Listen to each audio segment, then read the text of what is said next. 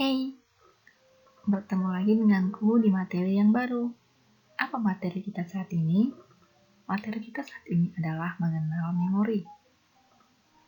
Mungkin sudah biasa ya mendengar dengan kata-kata memori. Namun, aku akan menjelaskan lebih detailnya tentang memori.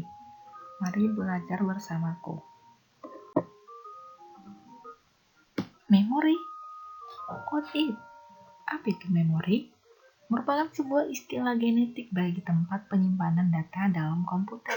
Selain itu, memori merupakan tempat penyimpanan data selama dan sebelum data diproses ke prosesor. Memori merupakan komponen penting di dalam sebuah komputer yang berada di dalam CPU atau Central Processing Unit. Apakah memori berdasarkan kecepatan aksesnya? Ya, memori itu tergantung dengan kecepatan aksesnya. Berikut beberapa kecepatan aksesnya menurut 1. Register. Jenis memori yang terdapat pada prosesor dan sebagai memori internal prosesor yang mempunyai kecepatan 5-10 kali dibandingkan memori utama. Wow! Digunakan untuk menyimpan instruksi-instruksi dan data yang sedang diproses oleh CPU.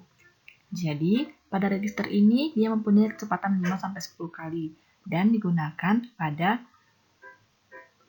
pada CPU untuk menginstruksi data yang sedang diproses. Lalu ada change memory, di mana static random access memory atau SRAM berkecepatan tinggi yang dapat diakses oleh mikroprosesor komputer lebih cepat daripada yang dapat mengakses random access memory atau RAM.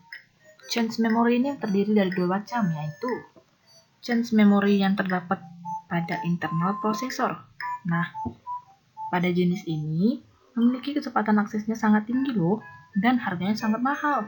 Semakin tinggi kapasitas change memorinya, makin tinggi juga harga dan semakin cepat prosesornya.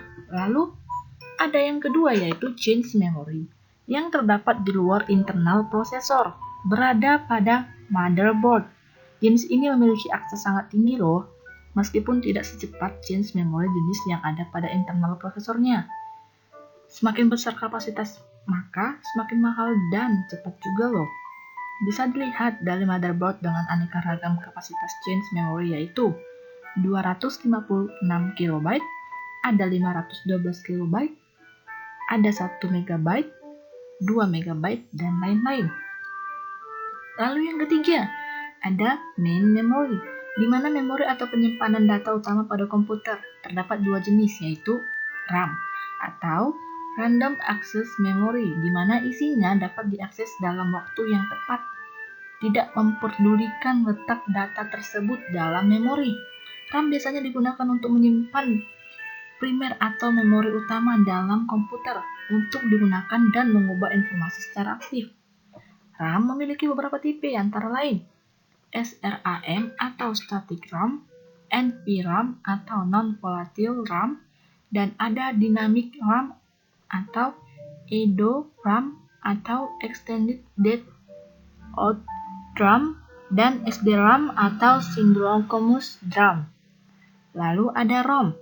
ROM, Read Only Memory, bersifat permanensi, artinya program atau data yang disimpan dalam ROM ini tidak mudah hilang atau berubah walau aliran listrik dimatikan.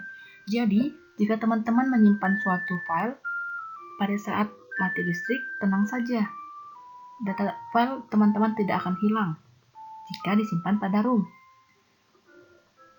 PRAM atau Programmable Read Only Memory, ada EPROM atau Erasable Programmable ROM, dan RPROM, Reprogrammable ROM, dan ada EEPROM atau Electrical Erasable Programmable ROM. Adalah beberapa tipe pada ROM. Berikut adalah contoh bagan dari proses kerja memori, di mana yang pertama ada change memory, lalu dia akan bekerja ke memori utama, lalu dia akan pindah ke memori sekunder. Sebelumnya kita sudah membahas apa itu change memory, memori utama, dan memori sekunder. Namun apa memori sekunder? Mari kita simak bersama-sama. Memori sekunder merupakan tambahan yang berfungsi untuk menyimpan data atau program. Contoh memori sekunder itu seperti hard disk, floppy disk, dan lain-lain. Lalu apa hubungan antar memori?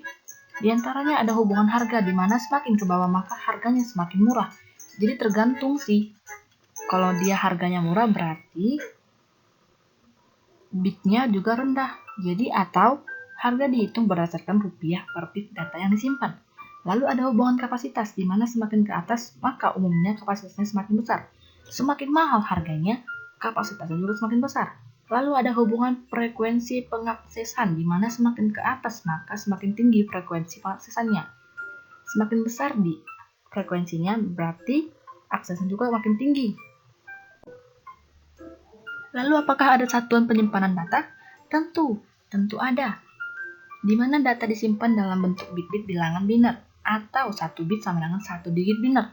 Satu bagian penampung data di memori disebut word. 1 word berapa bit? Tergantung masing-masing memorinya. Seperti pada gambar berikut.